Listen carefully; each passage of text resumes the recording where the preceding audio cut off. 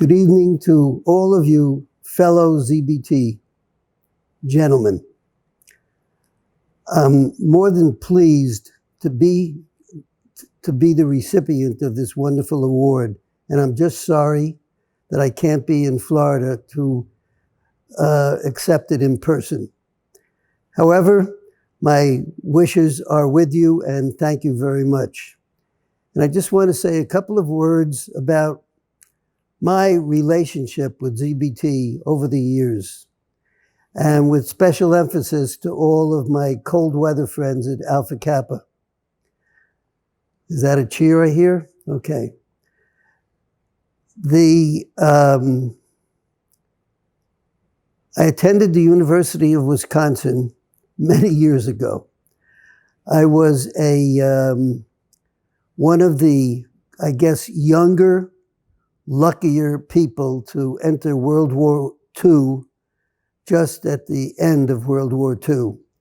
But I got back to campus in 1946, and there was no ZBT. There was no ZBT house. There was the remnants of a chapter that existed pre-war. And a few people got together, came to me, asked if I would be interested in joining that group. And I asked what it was about, and they explained it to me, and I said, yes, it sounds good. And I like the people that that are going to be part of it. And we started a new chapter. And we eventually got a house, which back then was probably the single most important thing, because housing conditions were impossible right after World War II. At any rate, I made some very, very good friends. And the good friends I made had an awful lot to do with my future life. My roommate, a gentleman named Art Ortenberg, eventually became my partner in a firm that we founded much later in 1976 called Liz Claiborne. But my best friend in the chapter, another gentleman named Alan Glenn, who was from Milwaukee, and he and I became very good friends, and he invited me to spend weekends at his home in Milwaukee and so on. And back then, for whatever reason, his family owned a very large apparel company. And Alan used to say to me, you know, you should really come and work for our company when you graduate. And I said, why would I want to do something like that? I don't know anything about that business. I'm not really interested in that business. And my plan is to go to business school. But thank you. At any rate, I did go to business school at Columbia, came out of business school and achieved my immediate goal of getting a job on Wall Street. And during all of that time, my friend Alan never stopped bugging me about coming to Milwaukee.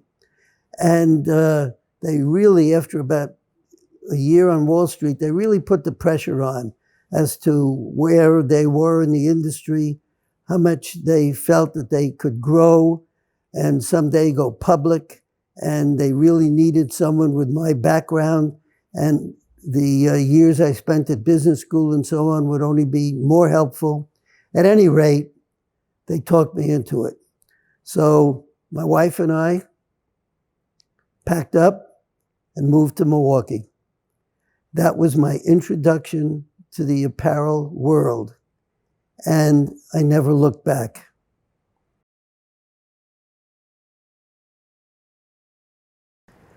When I think back at my ZBT experience, a few things occur to me. Number one, I met an absolutely wonderful group of guys, many of them from Wisconsin and some from strange cities around the country. And that mix of backgrounds served me very well all through my life. As a kid growing up in New York, I had one view of the world. But when I came back from my years at Wisconsin, it was completely different. And I have to thank ZBT for all of that, and the fellowship, and the camaraderie, and of course the campus experiences, the formal events that we had, the various things we did to participate in different kinds of campus activities, the thrill of going to football games, basketball games, just being together is something that, of course, I'll never forget. And it kind of solidified my relationship to the university as well. So I encourage all of you, participate. Participate in the chapter activities and participate in your school activities as well. And remember, the fraternity is only a small part of the total school. So keep that in mind. You're always going to be an alma mater of the school that you go to, but you'll also be part of the ZBT Brotherhood. And I think that's one of the big advantages of belonging to a fraternity.